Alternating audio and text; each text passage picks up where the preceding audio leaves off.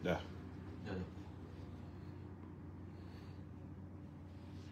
Okey, Assalamualaikum warahmatullahi taala wabarakatuh. Salam satu Malaysia, salam Malaysia Madani. Tajuk kita petang ni berkaitan dengan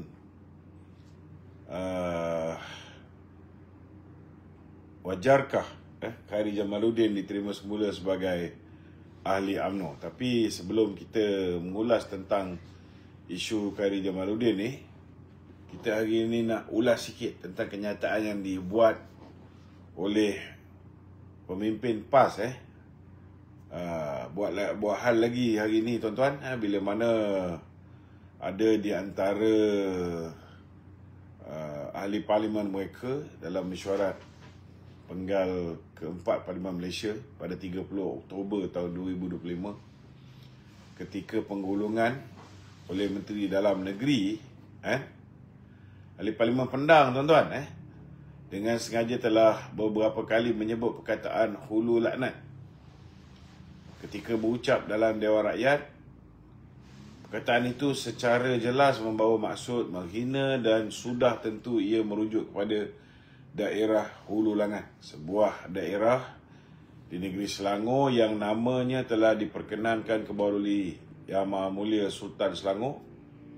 Dan bagi saya, tindakan YB Pendang ni bukan saja mencemar nama baik Hulu Langat dan rakyatnya, bahkan boleh dianggap sebagai satu bentuk penghinaan terhadap naungan dan pemerintahan duli Sultan Selangor itu sendiri. Ini sangat tidak beradab dan sama sekali tidak mencerminkan keluhuran akhlak serta integriti seorang ahli berhormat. Ia juga bertentangan dengan semangat dan prinsip keluhuran perlembagaan yang menjadi asas kepada institusi parlimen ni tuan-tuan. Ucapan tu menyinggung perasaan rakyat Hulu Langat dan dalam masa yang sama mencemar kehormatan negeri Selangor yang berada di bawah naungan tuanku. Seharusnya Dewan Rakyat menjadi medan untuk berhujah, lontarkan pandangan, bukan tempat untuk melemparkan ejekan atau penghinaan terhadap mana-mana daerah ataupun negeri ataupun institusi diraja. Bagi menjunjung maruah Dewan Rakyat dan mempertahankan kehormatan negeri Selangor ini, saya mencadangkan agar ahli parlimen Pendang ni dirujuk pada jawatan kuasa hak dan kebebasan parlimen untuk siasatan lanjut. Ini kerana ucapan beliau jelas membawa maksud menghina dan tak sepatutnya diucapkan oleh seorang wakil rakyat. Saya juga menyeru agar pihak parlimen sendiri melalui Tan Sri Speaker mengambil perhatian serius dalam perkara ni dan memastikan semua ahli parlimen mematuhi peraturan ataupun etika dan adab yang telah ditetapkan. MP Pendang ni sebelum ni dah buat kecoh nak bertumbuk dalam Dewan Rakyat dan dia juga panggil Kota Melaka sebagai kota celaka. Inilah dia, rupa nampak macam alim ulama, tapi dia punya kata-kata macam mula dalam semak, tuan-tuan. Nak jadi ahli politik tapi duk hina nama negeri orang, bawa budaya samsing, apa jenis ahli parlimen ni. Dia dengan dia punya menteri besar lebih kurang, PAS tak kata ni ahlak komunis ke ataupun ahlak Zionis ke, kan? Dia ingat rakyat Melaka dan rakyat Selangor tak ada rasa marah ke, kan? Amat lekeh lah, Ini kan kenyataan sampai ke perkataan ulu lahanat ni. Jadi MP Pendang, saya rasa kes Sanusi dulu menghina Sultan Selangor tu sepatutnya dah jadi pengajaran bagi dia, Tapi nampak gayanya dia pun sama je, langsung tak ada hati-hati, sentiasa sembrono macam menteri besar dia. Jadi saya haraplah perkara ni tak berulang lagi di parlimen kita. Okey, ada apa-apa lagi soalan? Kita mulakan sesi soal jawab kita. Sahabat-sahabat di studio bersama saya hari ini, Saudara Wa'is, Saudara Farid, Hafiz, Amirul. Silakan. Untuk pasal MP Pendang tadi. Ya. Dalam parlimen dia akan panggil nama kawasan lah. Kan? Okey. So jadi isu dia sekarang ni, nama-nama kawasan atau daerah dalam setiap negeri ni, benda ni memang dah orang kata disetujui oleh kepimpinan negeri, termasuklah tuanku sendiri. Jadi adakah benda ni secara tak langsung menghina Itu yang saya sebut tadi. Dan juga rakyat yang mengundi kat situ tu. Itu yang saya sebut tadi. Ini bukan sekadar penghinaan terhadap rakyat di Hulu Langat. Bukan setakat penghinaan terhadap ahli parlimen Hulu Langat. Tetapi ianya adalah satu penghinaan kepada Kebawah Tuanku Sultan Selangor. Kerana Hulu Langat ni adalah sebahagian daripada jajahan takluk dia. Kan? Dan dia, baginda sendiri yang memperkenankan nama-nama kawasan ni. Suka-suka dia je tukar. Cuba kalau mak dia letak nama dia Sipolan bin Sipolan, kita ubah nama yang diletakkan oleh mak bapak dia. Marah tak dia? Mestilah dia marah. Kan? Okey? Soalan. Silakan, soalan. Syahdan Kasim nak buat himpunan besar-besaran untuk membantah aktif perjanjian perdagangan antara US dan Malaysia. Apakah perlu tolak perjanjian ini? Apa pandangan Datuk? Tak ada masalah kalau Syahdan Kasim nak buat bantahan ke, nak buat perhimpunan besar-besaran ke, kan. Tapi saya rasa nasib wanita-wanita muda yang dicabul kehormatan tu pun patut dibela sama. Kan? Sewajarnya lah rakyat negeri Perlis buat satu himpunan yang lebih besar daripada perhimpunan yang Syahdan nak buat tu, untuk membela nasib anak-anak kita yang main baskers dan dicabul kehormatan oleh Syahdan. Kan? Itu lebih baik. Lagi ada faedah. Kan? Sebelum dia nak buat apa-apa perhimpunan tu, dia cermin diri dia dululah. Kalau dia bersih tak apa. Dia pun penuh dengan masalah. Kan? Belum lagi masalah-masalah lain di BKL ke, masa dia jadi Menteri Besar Perlis ke, belum lagi kita nak bercerita pasal hal tu. Cuma sekarang ni dia nak menakut-nakutkan rakyat, seolah-olahnya macam ni semua skrip Mahathir ni, seolah-olahnya macam negara kita ni telah dijual kepada Amerika lah, seolah-olah macam negara kita ni dah dijajah dalam bentuk baru lah, kan? Kedaulatan negara kita ataupun sovereignty kita sudah tergadai lah. Sebenarnya yang tergadai, kan, Pulau Batu Putih. Siapa yang gadai? Suruh dia tanya dengan bos lama dia, Mahathir Mohamad. Sekarang ni pun dah nak jadi bos balik ni. Nampak gayanya lah. Kan? Geng-geng bersatu, geng-geng PAS ni dah mengangkat Mahathir ni menjadi ketua SG4. Kan? Dan menjadi penasihat ni. Apa yang dia boleh buat? Punah sihat saja boleh lah. Kan? Ini hakikat dan realiti dia. Sebenarnya kita ni tak ada paksaan pun untuk kita tanda tangan ART dengan US. Tetapi kita kaji, kalau kita tak tanda tangan, kan, memanglah benda ni lebih menguntungkan US. Sebab ini adalah syarat yang dia kenakan ke atas kita. Kalau kita nak ekspor barang kita pergi ke US, kan, kita kena ikut terma dia. Kita ada pilihan.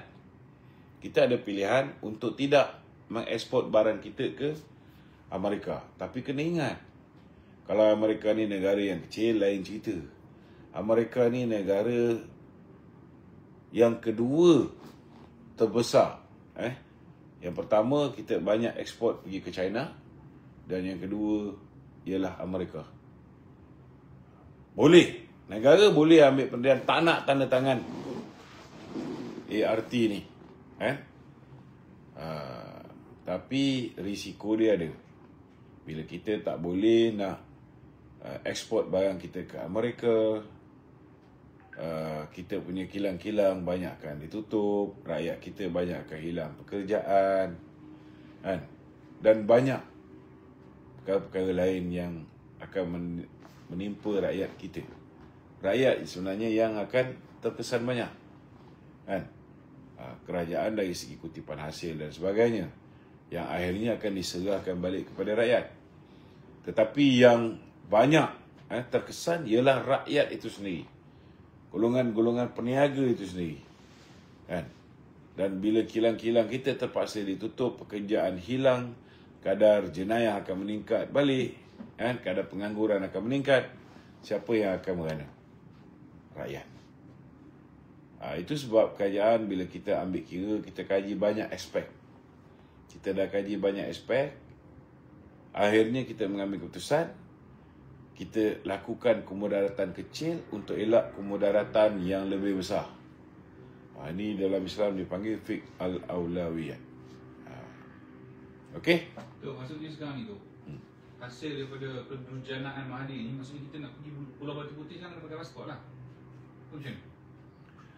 Saya rasa sana pun tidak ada immigration untuk cop pasport kita. Dia sebenarnya hanya sekadar batuan. Memang adalah di pagar dan sebagainya. Tetapi kita tak boleh masuk lah kan kita. Bukan soal nak masuk. Soalnya persekitaran situ penuh dengan hasil bumi. Ada gas, petroleum semua kan. So banyaklah. Sebenarnya ketika Mahathir membuat keputusan untuk tidak merayu, ketika itu kita dah ada banyak evidence yang membolehkan kita menang kes tersebut. Tapi tak tahulah apa perjanjian dia dengan Singapura. Akhirnya dia menarik diri. Malaysia menarik diri daripada meneruskan tuntutan terhadap Pulau Batu Putih. Ada something fishy. Itu yang apa dipanggil RCI yang telah bersidang mencadangkan supaya ada pendakwaan dibuat terhadap Tun Dr. Mahathir. Criminal probe. Okey? Seterusnya, Datuk Seri Ahmad Zahid Hamidi menegaskan pertemuannya dengan KJ Boruk ini hanya secara kebetulan dan nafi dakwaan beliau lalu bekas Ketua Budak UMNO iaitu KJ itu kembali ke dalam parti. Saya bila dengar berita yang mengatakan Datuk Zahid mempelawa KJ untuk isi borang masuk balik UMNO, saya dengar pun saya dah tahu dah menipu ni. Sebab kita pun tahu betapa KJ ni ego, sombong, bongkar. Sehingga hari ni dia macam H2O, masih tak mengaku kesilapan dia.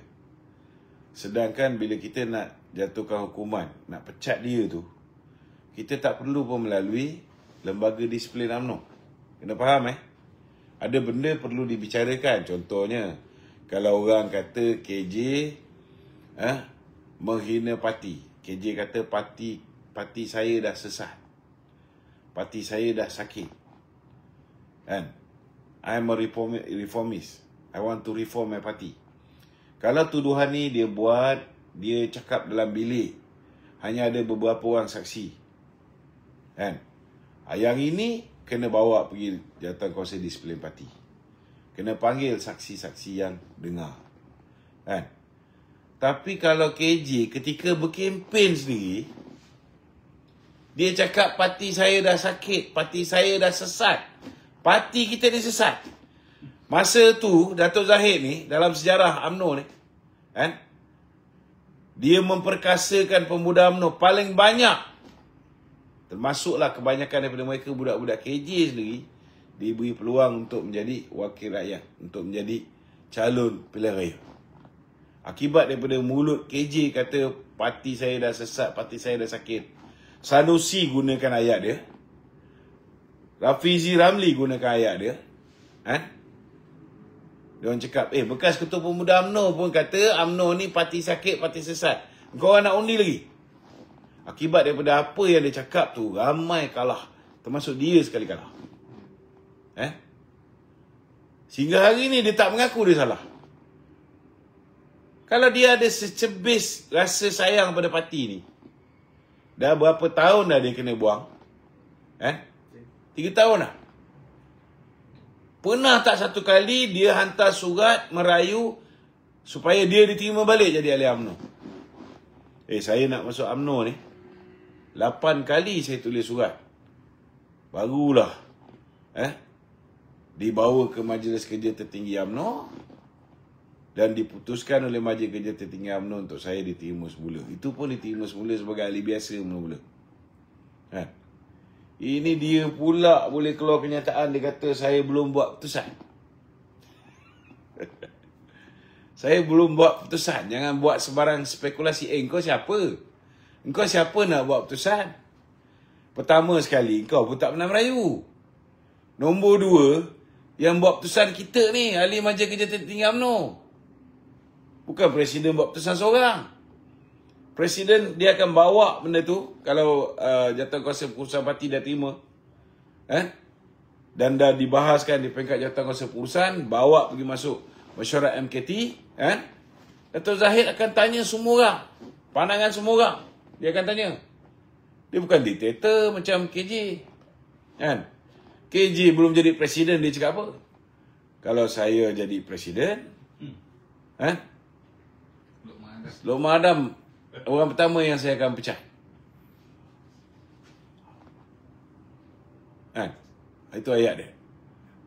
Tak kisahlah dia nak panggil aku lobak man ke apa ke itu pulang pada dia Kita pun boleh panggil dia Iceman Tetapi persoalan dia 3 tahun dia dah kena pecat. Takkan tak ada sekelumit rasa nak memohon supaya jadi ahli UMNO balik. Kalau dia tak memohon, macam mana kita nak mempertimbangkan? Betul lah Susah Agung UMNO kata kita mengamalkan dasar terbuka, kita terbuka kepada sesiapa yang nak merayu memohon untuk masuk UMNO balik. Tak ada masalah, kita boleh pertimbangkan. Tapi kalau terlalu ego sombong bongkak, merayu pun tak nak, lepas tu masih lagi cakap dia tak tahu apa salah dia. Saya dibuang UMNO bukan di... Bab tu mungkin Bung Mokhtar ada sedikit silap. Dia kata KJ, mungkin Bung Mokhtar masukkan supaya kalau dah masuk tu, masuklah betul-betul. Tunjukkan kesetiaan, tunjukkan. Sebelum nak masuk tu kena tunjuk. Saya berapa tahun defend parti, tak pernah pun saya bantai UMNO. Saya marah dengan keputusan kepimpinan yang nak bekerjasama dengan Bersatu.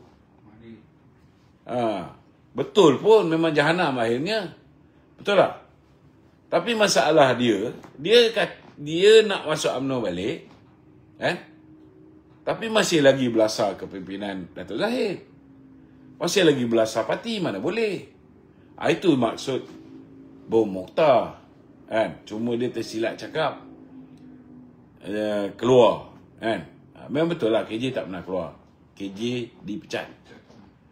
Atas kesalahan disiplin yang tak perlu dibawa kepada jawatankuasa disiplin.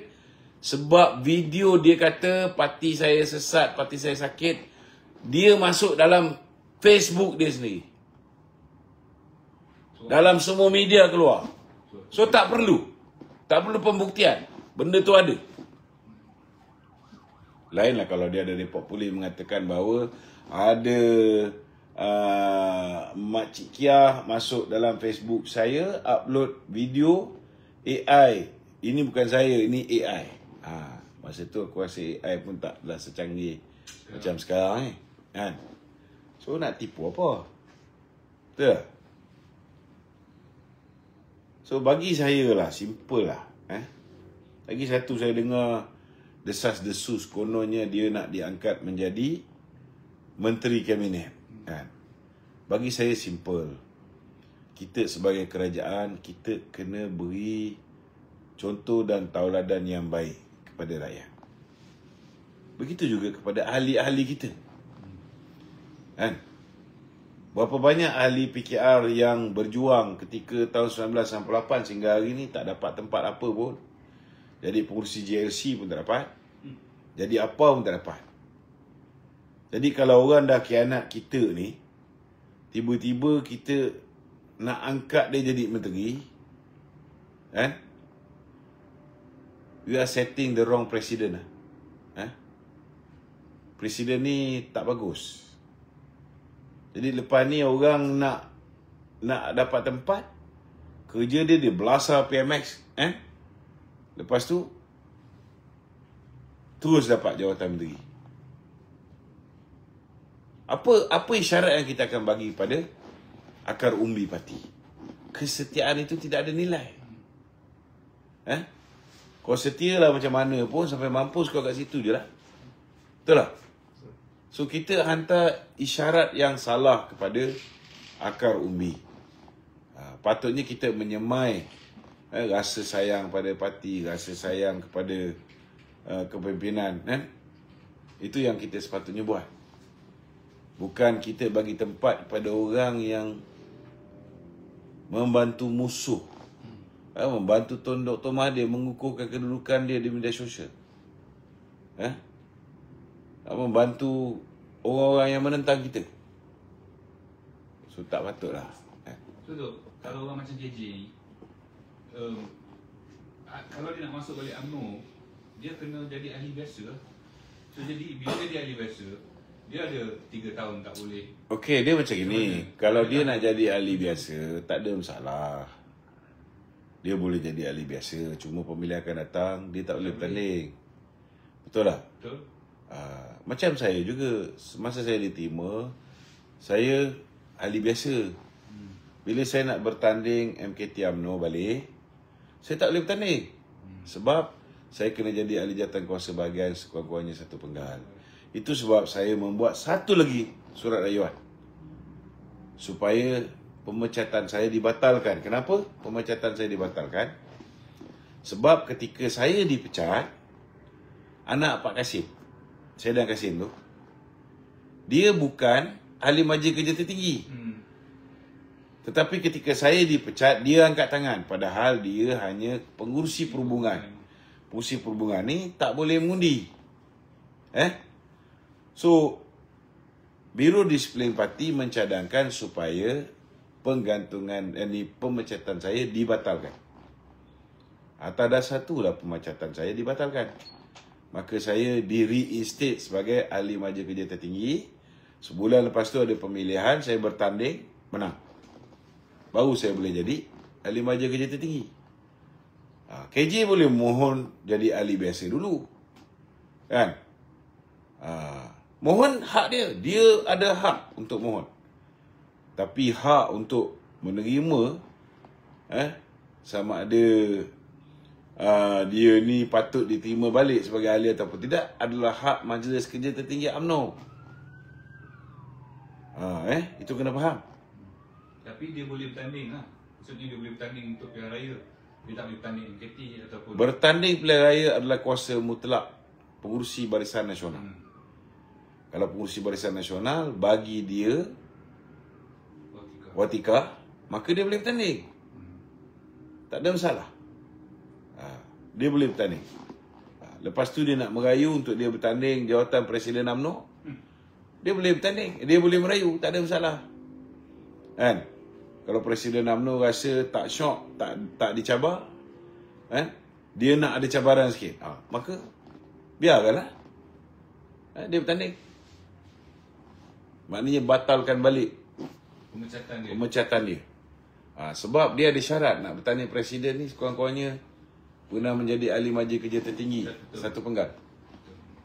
Kalau dia tidak memenuhi syarat tu, dia tak boleh bertanding presiden. Kalau satu bukit nak ada 2 kepala, bawa dia masuk balik. Dia kena jadi MT 1 penggal ke dia kena jadi presiden dulu? Lebih kurang gitulah. Lain apa cerita? Okay. Dr. Mahathir desak Anwar berundur selepas dari perjanjian dagang dengan US. Ya.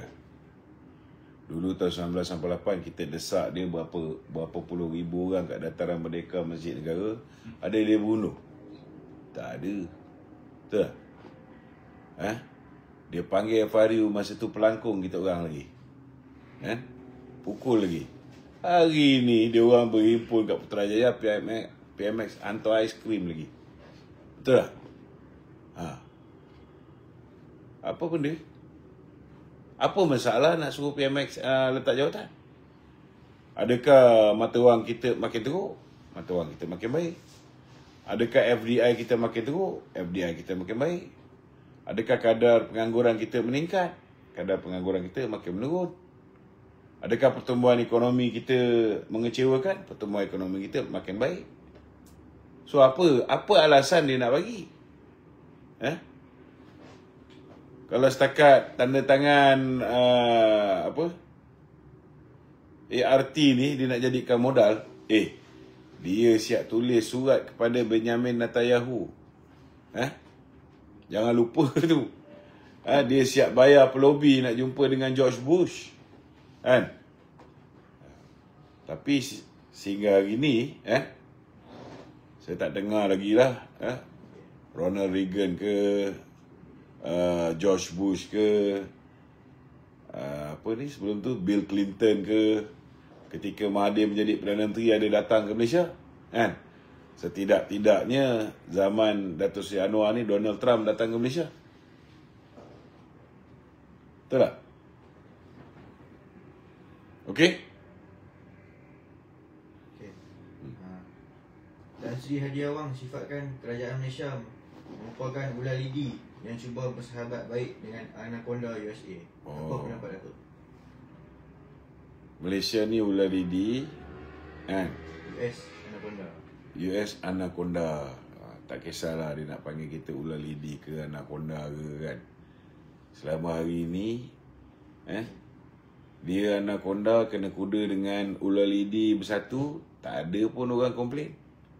Betul tak? Jentera-jentera PAS diguna pakai sehabis baik oleh Muhyiddin dan juga bersatu, tak ada pun dia perjuangkan. Jumlah kursi PAS lebih banyak, tak pernah sekali pun dia berani menuntut dengan Muhyiddin untuk dia diangkat menjadi pengurusi Perikatan Nasional. Asyik jadi lembu cucuk hidung pada Muhyiddin je. Kan? Kita terima hakikat, kita memang negara kecil. Tetapi negara kecil yang hari ini menjadi rebutan. Rebutan Amerika nak berkawan dengan kita, China nak berkawan dengan kita. Semua pandang tinggi pada kita walaupun kita negara kecil. Kan? Lebih baik kita negara kecil yang dipandang tinggi oleh kuasa besar daripada kita kuasa besar dipandang kecil oleh negara kecil. Lagi buruk rupa dia. Kan? Setidak-tidaknya adalah sesuatu yang boleh kita banggakan. Hari ini Presiden Mesir, Hamas, banyak negara-negara besar puji PMX dalam usaha untuk memperjuangkan nasib umat Islam di Palestin. Kan? Ada orang puji Haji Hadi. Ada orang puji, tak kira lah. Mana-mana negara lah yang memuji bagaimana PAS mentadbir 4 buah negeri yang dipanggil SG4 ni. Ada? Tak ada. Sampaikan orang yang dia cakap macam-macam, bunuh orang di Memali, yang itu yang diangkat menjadi penasihat SG4. Jadi penasihat dia. Dulu cakap macam-macam. Padahal inilah manusia, Mahathir inilah yang kata, orang-orang yang mati di Memali itu semua mati kata. Okey, ada lagi? Okay. Malam semalam ada demonstrasi solidariti untuk Muhyiddin dan Azmi kata dalam bersatu kita kau perang. Kita cuma berbeza pandangan untuk menolak parti saja. Baru hari ni saya tahu berbeza pandangan kena buat demonstrasi. Biarlah dia nak nafikan apa, tapi saya dengar Muhyiddin dah mengakui ada ketegangan di dalam bersatu. Muhyiddin dah mengakui, Hamzah Zainuddin pun dah tahu bahawa lebih kurang 19 orang kan 16 orang? Apa dia? Yang menyokong kepimpinan 16 yang menyokong kepimpinan Hamzah Zainuddin berbanding dengan Muhyiddin hanya ada 5 orang, termasuk dia 6. Termasuk dia 6 orang. Bagi saya lah, kalau timbalan dah ada 16 orang, dia presiden cuma ada 6 orang, ui, terlalu besar kemaluan tu. Kan? Kalau saya dah lama, saya lepaskan jawatan lah. Malu lah, malu. Timbalan kita lebih popular daripada kita. Timbalan kita mendapat sokongan ahli parlimen lebih daripada kita. Kan? Nak duduk apa lagi jawatan presiden tu? Mas Emiliati pun sokong sama. Yang dulu sokong Muhyiddin, sekarang dah sokong Hamzah. Betul? Okey? Wan Saiful dalam podcast mendakwa pengaruh Muhyiddin semakin lemah dalam parti dan kes melibatkan menantunya sendiri yang membuatkan ramai ahli bersatu besar dia untuk berundur. Apa komentar? Saya percaya walaupun banyak yang goblok yang ikut Perikatan Nasional ni, kan? Tetapi takkanlah semuanya tak boleh berfikir. Saya rasa hari ini mereka ramai yang dah sedar bahawa meletak Muhyiddin sebagai presiden adalah satu kesilapan besar. Meletak Muhyiddin sebagai presiden akan memudahkan bersatu kalah teruk dalam pilihan raya yang akan datang.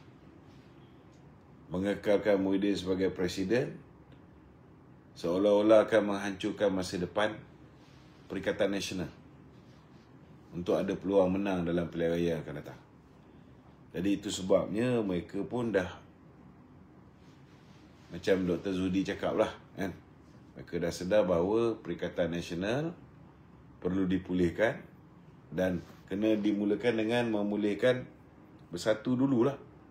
Kalau bersatu punya kepimpinan pun masih orang yang sama, macam mana nak pulihkan Perikatan Nasional? Jadi saya nampak gayanya ramailah hari ini yang sudah celik mata dan dah ready nak meninggalkan Muhyiddin buat selama-lamanya untuk rehatkan dia. Okey? Ada lagi?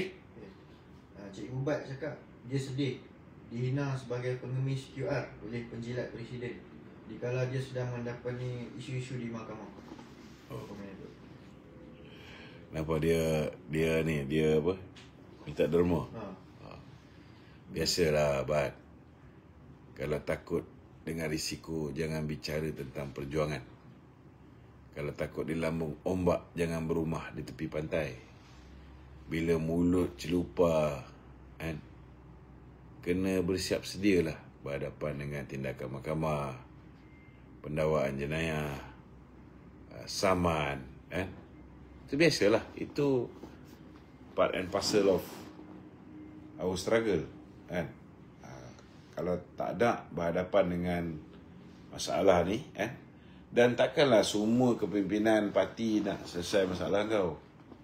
Kena ambil inisiatif sendirilah, kan. Saya pun ada kena saman, kan. Sendiri cari duit, kan. Takkanlah sepanjang masa kepimpinan parti nak bantu kita. Ini adalah hadap perjuangan, kan.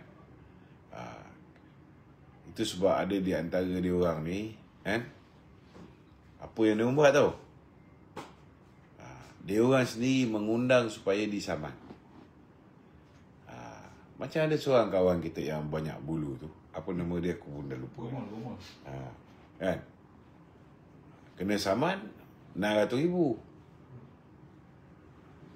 Orang lain kalau kena saman termenung je. Tapi kawan ni kalau kena saman, happy dia, kan? Sebab bila dia kena saman, dia boleh minta dengan banyak orang. Bayar 600,000, baki dia simpan. Itulah cara dia, kan? Bat ni tak tahulah macam mana, kan? Takut kena saman 200,000, dapat cari 100,000. 100,000 lagi mana nak cari? Kalau Mas Tura ada juga Temelo. Kan? Macam dia, Temelo pun orang tak bagi. Inilah asam garam perjuangan, kan? Hadap je lah, kan? Okey. Tok, dalam keadaan sekarang ni, adakah PAS masih lagi percaya kepada Muhyiddin berkenaan dengan pergolakan dalam Bersatu ni, percaya kepada Muhyiddin untuk menerajui Perikatan Nasional? Sebab dah ada ura-ura. Saya cakap terus terang, dalam rumah Muhyiddin sendiri, PAS cakap dia nak Hamzah jadi calon Perdana Menteri PM. Puan Muhyiddin. Di dalam rumah Muhyiddin. So kau boleh bayangkan lah, kan? Langsung tak ada hormat Muhyiddin, langsung lupa dulu time dia orang susah. Muhyiddin lah yang fund pergerakan dia orang, kan? Itulah masalah PAS, kan? Nasib baiklah jodoh kita dengan PAS ni tak lama, kan? Okay, tu. Kita tak sampai hati nak guna ayat macam Tengku Razali lah, kan? Tengku Razali punya ayat tu dah agak melampau. Dia kata PAS ni pelacur politik, kan? Tapi betul tu. Tapi yalah, Tengku Razali kenal PAS lebih sikit kot, kan? Okay, tu. Kalau katalah Hamzah jadi Presiden Bersatu, sebab kita dengar sebelum ni kenyataan Hamzah beberapa kali lah mengatakan dia terbuka untuk kembali bekerjasama dengan UMNO. Apa pendapat atau macam adakah UMNO nak bekerjasama dengan Bersatu kalau Hamzah jadi Presiden? Dia sama je, kan? Kita punya penilaian mudah. Bersatu ni hanya parti serpihan UMNO. Kau bubarkan UMNO tu, Buat Bersatu. kan? Kau mohon masuk, kau bubarkan Bersatu tu, kan? Kau mohon masuk UMNO. Kalau UMNO terima, alhamdulillah, kan? Kita takkan lupa, kita boleh memaafkan, tetapi kita takkan lupa. Dikala kita susah, 16 orang lari daripada UMNO, meninggalkan UMNO ketika UMNO perlukan kepimpinan dia orang ni, kan? Dia orang tinggalkan UMNO. Dan aku pun tak lupa juga, bila kita kalah pilihan raya, Hamzah bertanding jawatan kuasa Majlis Kerja Tertinggi UMNO pun tak mau. Dia tak bertanding jawatan MKT UMNO, kan? Sama juga Isyamuddin. Dia ialah pemangku timbalan Presiden UMNO. Dia tak bertanding pun. Dia biarkan Tok Mat dengan Anwar Musa je lawan, kan? Dia dah suruh budak-budak dia, Zulkifli Alwi, Kamsatun Sulaiman, budak-budak dia kat Sabah, satu grup semua sekali masuk Bersatu, kan? 16 orang ahli parlimen, termasuk Ustaz Syabuddin, semua masuk Bersatu. Dia sepatutnya masuk, tapi bila kita menang pilihan raya dekat Cameron Highland, dia tarik handbrake. Itu yang Ustaz Syabuddin marah dengan dia. Okey? Kalau kata gitu, semalam Muhyiddin ada beritahu lah dalam sidang media dia tu. Dia kata sekarang ni Bersatu dan PN fokus kepada PRN Sabah tu. Jadi soalan dia, dengan kepincangan yang ada dalam Bersatu ni, adakah rakyat Sabah yakin untuk memberi undi kepada PN, terutamanya Bersatu ni tu? Saya rasa dia orang ni nak dapat 2-3 kursi pun payah. Saya boleh bagi jaminan PAS insya-Allah lah 1 kursi pun tak menang, kan? Tapi Bersatu dia ada orang dia juga kat sana, Ronald Kiandi dan sebagainya. Tapi nak dapat 2-3 kursi pun saya nampak payah. Payah untuk dia orang dapat. JRS mungkin ada yang dia orang boleh menang, kan? Tapi Bersatu ni memang payah lah. Jadi tu, apa motif dia nak masuk PRN Sabah ni kalau dia tak boleh nak form betul apa? Ada setengah-setengah orang macam PAS dululah. PAS dulu dia masuk sesuatu pilihan raya tu untuk dakwah. Dulu dia masuk untuk dakwah, untuk ada tapak, kan? Sekarang ni dia orang masuk pilihan raya ni syok sendiri ya. Tu jangan buang masa lah dari Sabah undi dia orang. Tak kisahlah. Okey? Ada lagi? Soalan lain, Wais? Datuk, ramai bercakap tentang kemungkinan Khadijah Jamaluddin kembali aktif. Pada pandangan Datuk, wajar ke langkah itu dibuat sekarang, terutama sebelum PRN Sabah, atau lebih baik tunggu selepas pilihan raya? Saya dah ulas panjang lebar pasal Khadijah Jamaluddin tadi. Saya rasa sekarang ke, lepas pilihan raya ke, kita tak sepatutnya bincang pun hal Khairy Jamaluddin ni. Sebab dia pun tak ada tunjuk minat dia nak kembali kepada UMNO. Saya tahu dia tak yakin dengan Bersatu. Dia pun tahu dia bukannya orang yang boleh jadi kepimpinan PAS. Dia nak, saya yakin dia nak masuk UMNO balik. Tapi ego dia tu menyebabkan dia tak nak merayu. So selagi kau tak merayu, sampai mampus kau takkan dapat jadi ahli. Siapa dia fikir kita pula UMNO ni nak kena pujuk dia ataupun nak kena buat tawaran kepada dia untuk dia masuk ke dalam UMNO. No way. Kita hanya kenang dia sebagai punca, salah satu punca kita kalah pilihan raya. Jangan lupa tu. Salah satu punca kenapa kawan-kawan dia banyak kalah pilihan raya. Kita kenang dia pada benda tak baik yang dia buat. Jadi setidak-tidaknya dia mintalah maaf di atas keterlanjuran kata. Barulah kita akan pertimbangkan. Minta maaf pun tak nak, tulis surat pun tak nak merayu balik, ataupun dia tulis surat, saya ingin memohon menjadi ahli UMNO semula. Adalah juga base untuk kita bawa dalam mesyuarat majlis kerja tertinggi dan bincangkan sama ada kita patut terima. Kalaupun dia tak nak minta maaf, tak ada hal. Betul lah. Tapi kalau tulis surat pun tak nak, apa pun tak nak, macam mana kita nak reconsider? Macam mana kita nak consider langsung? Okay? Alright. Kita tolong share live saya pada petang ni. Assalamualaikum warahmatullahi wabarakatuh.